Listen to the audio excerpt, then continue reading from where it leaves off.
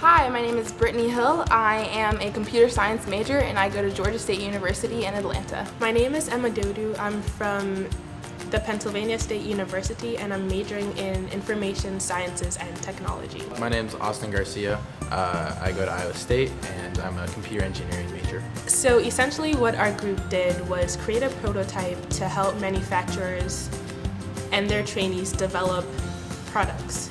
Using Unity and using the Oculus virtual reality headset. What our program does is hints to the trainee where to put each product.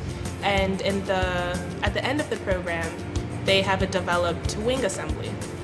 You would go through a training simulation.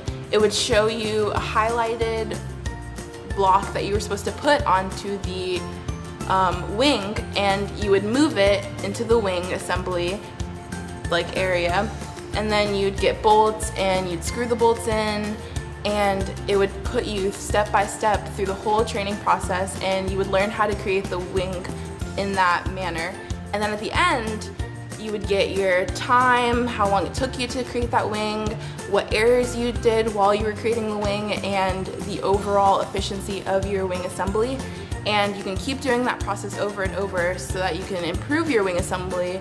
And at the end, you'll understand completely how to create the wing and also the common errors that are along with it and your time with it and all that great stuff. By doing that, we reduce the cost that you would have with creating a wing, because when you're training for a wing assembly, you have to have the actual parts all right in front of you in real time if you were doing 2D mechanisms.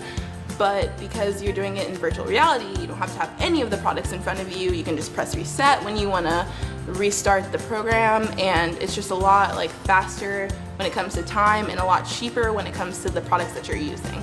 I worked a lot on the interactions with the hands, so using the Oculus Touch and also with the actual application, creating the animations for the instructions to show people where to put pieces, and also with snapping the pieces into place. So I worked a lot on the development of the actual application.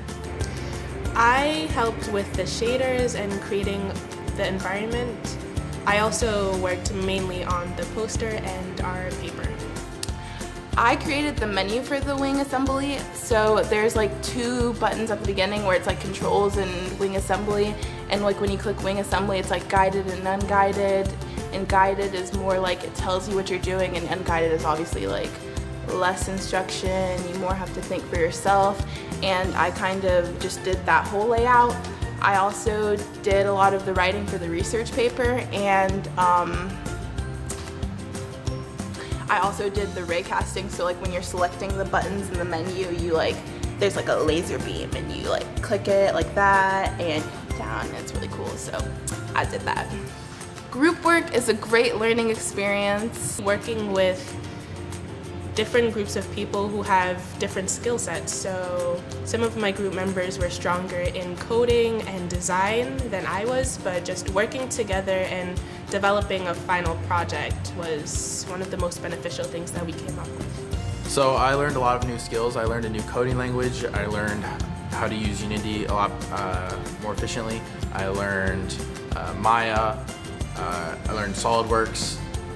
I learned a lot of HCI principles, and so we had a lot of courses that taught us a lot of different things, and I learned a lot in a really short time span, a lot more than I was expecting.